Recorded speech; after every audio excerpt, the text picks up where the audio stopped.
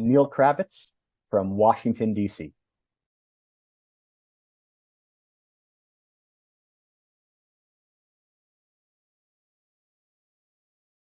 The best advice for residents is you don't have to have it all figured out. And I think actually what I'd like to add to that would be with that is work for a senior doctor.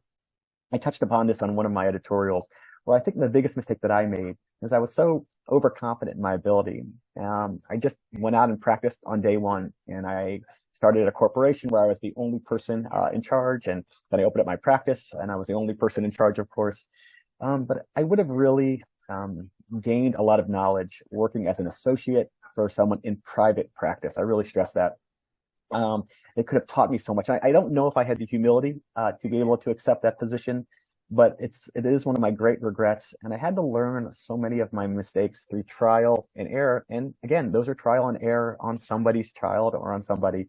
And I have a lot of regret for that. And I wish I didn't have those mistakes. And if I could have learned underneath a senior doctor, I take a lot of pride as being that senior doctor with my associates saying, hey, listen, I know why you want to do this. And I wanted to do that too when I got out of residency, but this is why we're going to do it this way. And if you have the ability, don't worry about what you think you're worth per day or what your per diem should be.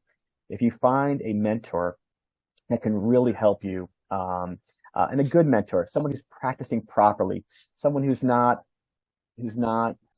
financially driven or too slick, but someone who's really practicing orthodontics the right way. If you can work for them for a year or two or longer, boy, I'll tell you, you'll have such a head start and you won't trip up the way I tripped up when I was in private practice.